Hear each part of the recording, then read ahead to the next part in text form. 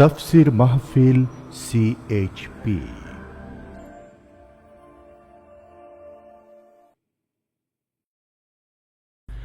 বিসমিল্লাহির রহমানির রহিম।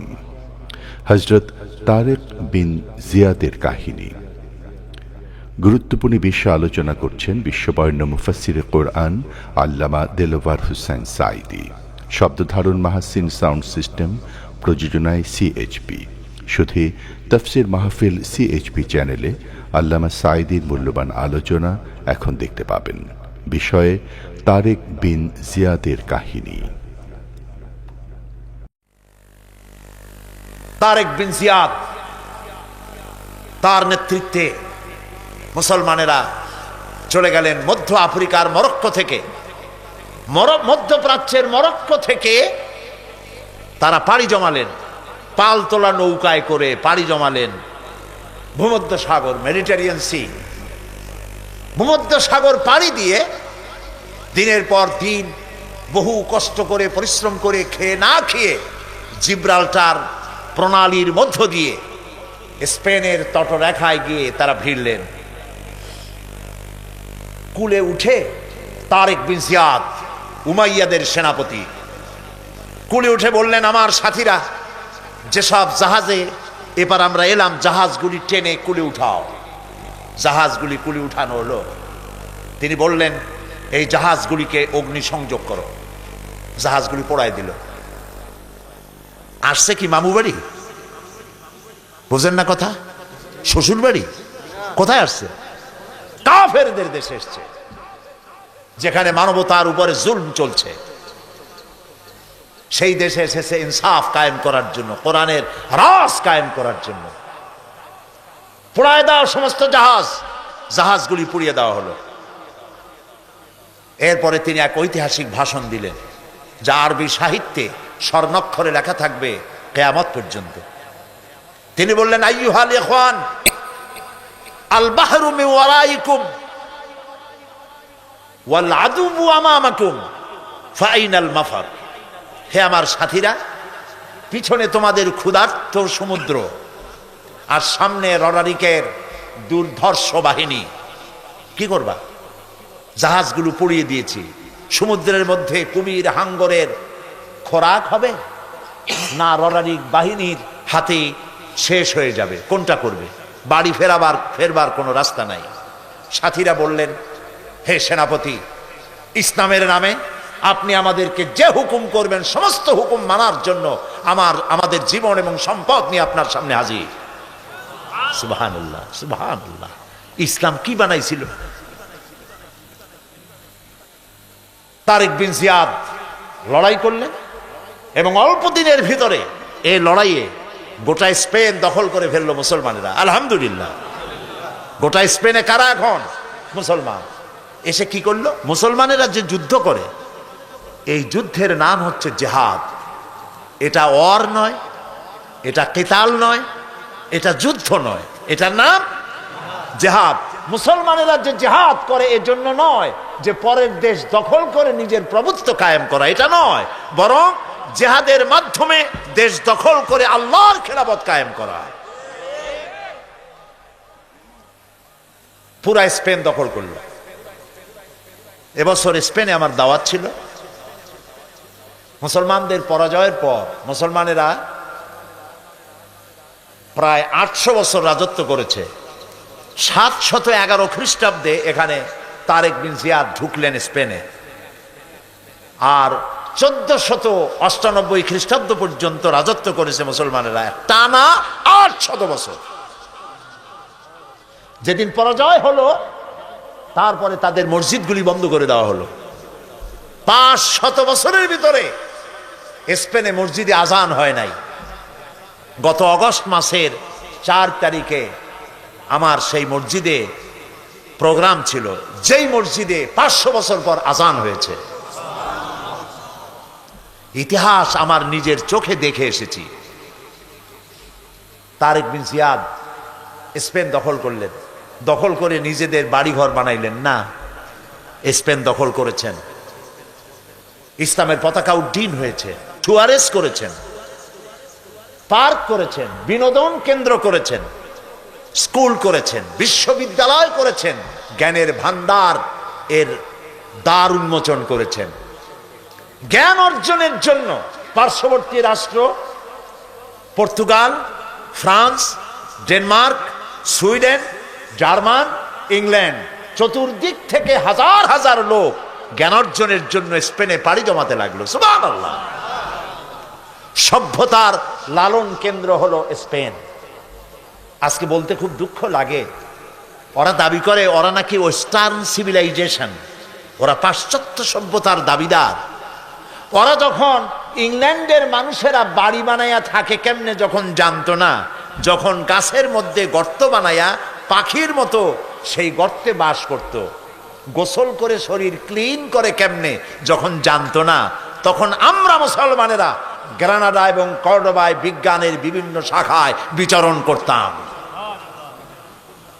এ হাতের ঘড়িটা তো আমাদের আবিষ্কার করা, কম্পাস মুসলমানদের আবিষ্কার করা, বন্দুক, কামান, জিওমেট্রি, ম্যাথামেটিক্স, অ্যালজাবরা মুসলমানদের আবিষ্কার করা, ভূগোল, সায়েন্স এগুলি মুসলমানদের আবিষ্কার করা, চিকিৎসা বিজ্ঞান মুসলমানদের আবিষ্কার করা। এগুলি শুনলেও এখন যুবকদের মনে হাসি পাবে, যেহেতু আমি জানিও না, চিন্তায় পড়ে যাবে। এগুলি সব মুসলমানদের আবিষ্কার করা ছিল। যখন মানুষেরা, যে জাতি লেখাপড়া বাদ দেয় সে তখন শাসক হয় না, শাসিত হয়ে যায়। কথা বুঝে আসছে? যারা লেখাপড়া করে তারাই শাসন করে, যাদের কাছে লেখাপড়া নাই তারা শাসিত হয়, শাসকদের জুতা টানে। আমি তো আমার নিজের চোখে দেখা কথা বলি, পড়াশোনা করি আর চোখ দিয়ে দেখি, তারপরে মানুষকে বলি। আজে বাজে কেসা কাহিনী, গাজী কালু, চম্পাবতীর গপ্প শুনাই না। ইউরোপ আমেরিকার স্টেশনগুলিতে বাস স্টপেজ, ট্রেন স্টেশন, বিমানবন্দর, ট্রেন আসতে দেরি আছে, বাস ছাড়তে দেরি আছে, প্লেন ছাড়তে দেরি আছে। ইউরোপ আমেরিকার লোকগুলি, মেয়ে লোক, পুরুষ লোক ব্যাগের থেকে বই বাইর করে, বই, পত্রিকা ইত্যাদি নিয়ে পড়া শুরু করে দেয়। বাচ্চাগুলি, মায়ের সাথে যদি বাচ্চা থাকে, কম্পিউটার, ল্যাপটপ সাথে থাকে, সেই ল্যাপটপের মাধ্যমে বাচ্চাকে পৃথিবীর ভূগোল দেখায়, জ্ঞান শিক্ষা দেয়। আর আমরা ট্রেনে উঠলাম, চা গরম, চীনাবাদাম, ডাব খাবেন আর গল্প। হায় হায়, হাসির চোটে অট্ট হাসি, নাটকীয় হাসি, পাজামার ফিতা ছেঁড়া হাসি। এই জাতি বাঁচবে কি করে? যেই জাতির কোনো চিন্তা নাই, খালি খায়, জম্মের খাওয়া খায়, চিন্তা নাই, খাওয়া আর ঘুমানো। চিন্তা করুন তো, গত 100 বছরে আমরা কি আবিষ্কার করছি? কোন বিগত 100 বছরে মানবতার কল্যাণের জন্য মুসলমানেরা কি আবিষ্কার করেছে? খালি তো কথা বললে হবে না। আমরা বাদশার জাত, নবাবের জাত, মরেন না খাইয়া। আমরা কিচ্ছু করতে পারি নাই, শুধু বাড়ি বানানো আর জনমের মতো বিয়ে করা। আমি কি হাসির খোরাক দিচ্ছি না চিন্তার খোরাক? কপাল পুড়ছে আমাদের। বিশ্বকবি আল্লামা ইকবাল কি সুন্দর করে বলেছেন, আ তুঝে বাতাও তকদীরে উমম ক্যা হ্যায়, আ তুঝে বাতাও তকদীরে উমম ক্যা হ্যায়, শমশীর ও সেনা আউয়াল তাউস ও রুবাব আখির। এসো, এই জাতির রাইজিং অ্যান্ড ফল, অরুজ এবং জাওয়াল, উন্নতি এবং অবনতি কেন হয় আমি তোমাকে শুনাই। কে বলছেন? বিশ্বকবি, কবি সম্রাট। এর নামই তো কবি, এর নামই মুসলমান কবি। ওই কবির নাম মুসলমান কবি নয় যে ব্যক্তি বলে ফজরের আজান যখন শুনি মনে হয় যেন বেশ্যা তার খরিদ্দার ডাকতেছে। বেঈমান, আল্লাহর গজব। আর মৌত হলে জানাজা পড়া মুসলমানদের জন্য হারাম। এটার নাম কবি শামসুর রহমান। বেঈমান।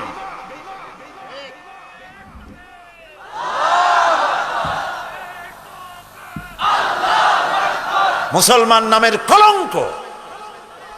একে গত 5 বছরে যারা ক্ষমতায় ছিলেন তখনকার প্রধানমন্ত্রী তাকে পুরস্কৃত করেছেন, করবেনই। তিনি যে ধরনের চিন্তা, কবিও সেই ধরনের চিন্তা। বিশ্বকবি, কবি সম্রাট আল্লামা ইকবাল লেখাপড়া করেছেন অক্সফোর্ডে, দাড়ি ছিল না, খালি একজোড়া মোষ। আমি চিন্তা করলাম যে এই কবি দাড়ি টাড়ি নাই, খালি মোষ, তার প্রত্যেকটি কবিতা কোরআনের ব্যাখ্যা, কেমনে হইল? আমি খুব চিন্তায় ছিলাম কেমনে হইল।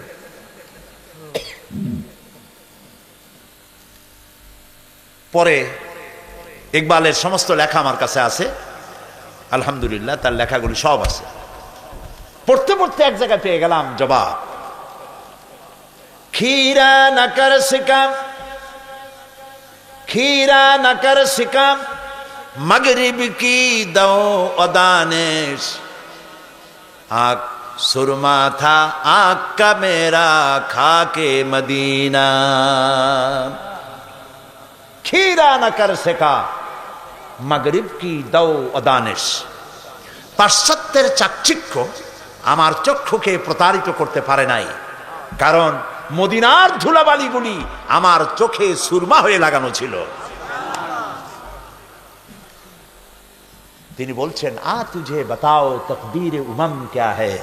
এই জাতির রাইজিং এবং অবনতি, উন্নতি আর অবনতি কেন হয় আমি বলি।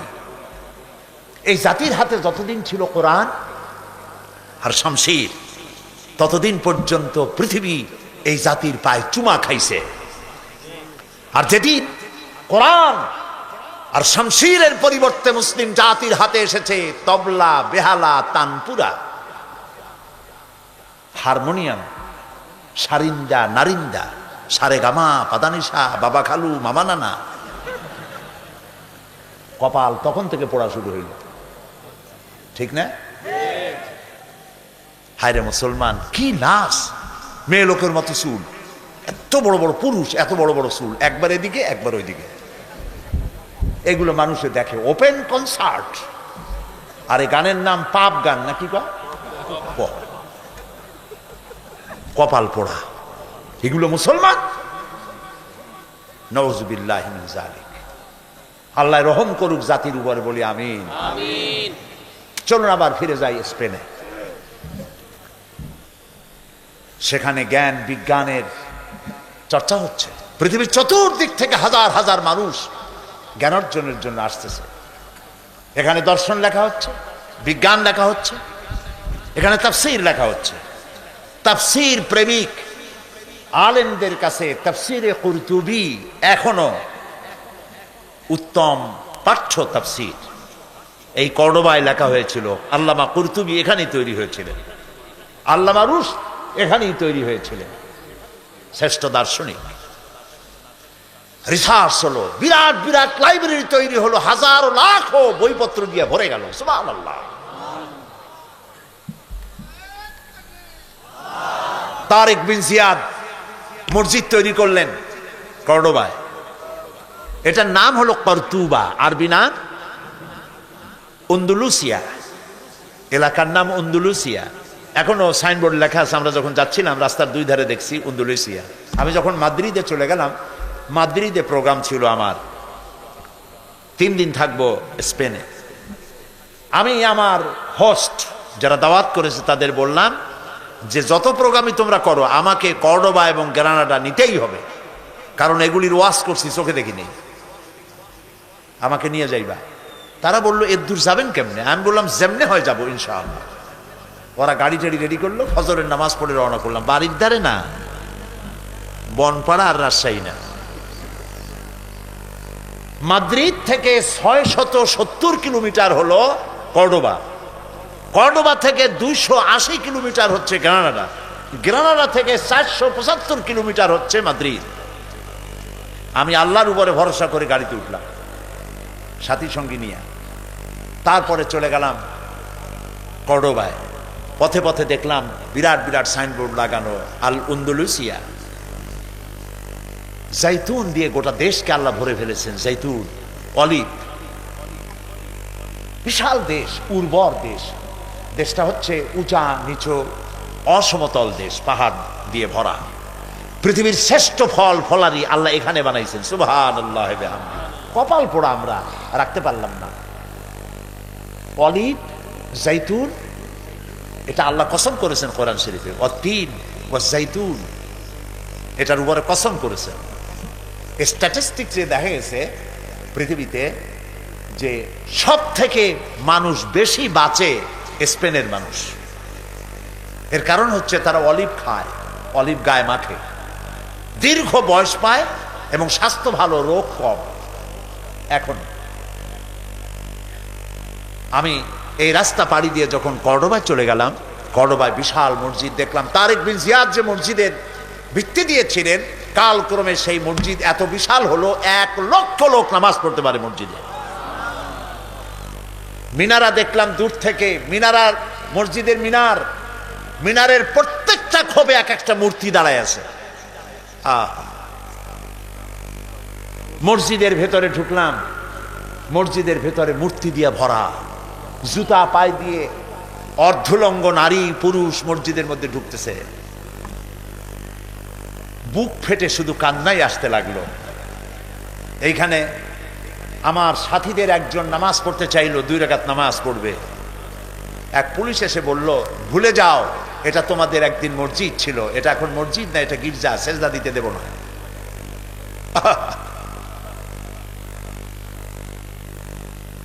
অসংখ্য মূর্তি দিয়ে মসজিদ ভরা। মেহরাবের জায়গাটা এখনো তারা ঘিরে রেখেছে, আরবি লেখা আছে, কোরআনে কারীমের কিছু আয়াত লেখা আছে। 10 ইউরো করে টিকিট, প্রতিদিন অন্তত 8 থেকে 10,000 লোক দেখে। আমাদের মসজিদ দেখে, পয়সা তারা কামাই করে, আর আমাদের নামাজ পড়ারও কোনো সুযোগ নাই। মুসলমানেরা যখন এই দেশ শাসন করতেছিল 800 বছর এদের শাসন করলো, শেষ পর্যায়ে গিয়ে মুসলমানেরা আত্মভোলা হয়ে গেল, যা এখন আমরা হইছি। এই অবস্থা হলো, কোরআন থেকে ডিটাচ হয়ে গেল, গান বাজনা, সন্দেহ। আমি আতাউর রহমান সাহেবকে বিশ্বাস করি না, উনি আমাকে বিশ্বাস করেন না। আমি ওনাকে সন্দেহ করি, উনিও আমাকে সন্দেহ করেন। নেতাদের অবস্থা এই হয়ে গেল, পারস্পরিক সম্পর্ক বিনষ্ট হয়ে গেল, ঐক্য আর রইল না। ইসলামের মধ্যে মন গড়া অনেক কিছু চালু হয়ে গেল, যা এখন হয়েছে আমাদের দেশে। এই অবস্থা যখন হলো, তখন রানী ইসাবেলা তখন ক্ষমতায় ছিলেন। রানী ইসাবেলা তিনি অতর্কিতভাবে সাম্প্রদায়িক হামলা শুরু করে দিলেন। মুসলমানেরা ছিল বিক্ষিপ্ত, যুদ্ধের জন্য প্রস্তুত ছিলেন না। শুরু হলো মুসলমানেরা দৌড়াইতে লাগলো। রানী ইসাবেলার থেকে ঘোষণা করা হলো যে মসজিদের ভিতরে যারা আশ্রয় নেবে তাদেরকে নিরাপত্তা দেওয়া হবে, আর মুসলমান নারী আর শিশুদের জন্য ভূমধ্য সাগরে জাহাজ রাখা হয়েছে, যারা জাহাজে উঠবে তাদেরকে নিরাপত্তা দেওয়া হবে, তাদেরকে মরক্কো পৌঁছে দেওয়া হবে। সরল বিশ্বাসে মুসলিম নারী আর শিশুরা গিয়া জাহাজে উঠলেন, জাহাজ ছেড়ে দেওয়া হলো। কিছু দূর যেতে না যেতেই জাহাজগুলো ছিল ফুটা, পানি প্রবেশ করে মুসলিম নারী আর শিশু হাজার হাজার সলিল সমাধি হয়ে গেল। 40,000 মুসলমান ঢুকেছিল কর্ডোবার মসজিদে। বাইরের থেকে তালা বন্ধ করে দেওয়া হলো দরজা, ভিতরে কেরোসিন ঢেলে দিয়ে আগুন জ্বালায় দেওয়া হলো। 40,000 মুসলমান পুড়ে ভস্ম হয়ে গেল। যারা বাইরে ছিল তাদেরকে হত্যা করা হচ্ছিল। পাশেই একটা ছোট্ট নদী, নদীর পাশে গিয়ে দাঁড়ালাম, আমার বুক ফেটে কান্না আসতে লাগলো। সেই নদী যেখানে মুসলমানদেরকে কেটে কেটে ফালানো হচ্ছিল, মুসলমানদের রক্তে দরিয়া লাল হয়ে গেল। পাশেই ছিল মুসলমানদের রক্তে গড়া লাইব্রেরি, লক্ষ লক্ষ কিতাব, কোরআন হাদিস বিজ্ঞান দর্শন দিয়ে সমৃদ্ধ রিচ লাইব্রেরি। সমস্ত বইপত্র এনে তারা ফেলে দিল নদীর মধ্যে, নদীর স্রোত বন্ধ হয়ে গেল। আমেরিকা, ইউরোপ সভ্যতার দাবিদার, এরা সভ্য। হাজার হাজার বছর পর আজ আবার এই আমেরিকানরা আবার যখন ওই ঘটনার শত শত বছর পরে ইরাক দখল করল, ইরাকে ঢুকেই হাজার বছরের আরব সভ্যতার সব নিদর্শন কিতাবপত্র তারা পোড়াইয়া চুরি করিয়া লুট করে শেষ করে ফেলেছে। এরা কোনো সভ্য জাতি নয়। পৃথিবীতে সভ্যতার দাবি করতে পারে কেবলমাত্র একমাত্র ইসলাম আর ইসলাম। আহা, মুসলমান শেষ হয়ে গেল। যেই দিন এই ঘটনা ঘটলো সেদিন ছিল এপ্রিলের 1 তারিখ। আর আমার দেশের মুসলমানেরা কলেজে বিশ্ববিদ্যালয় এপ্রিল ফুল পালন করে। 1 এপ্রিল করে না? রাজশাহীতে করে না?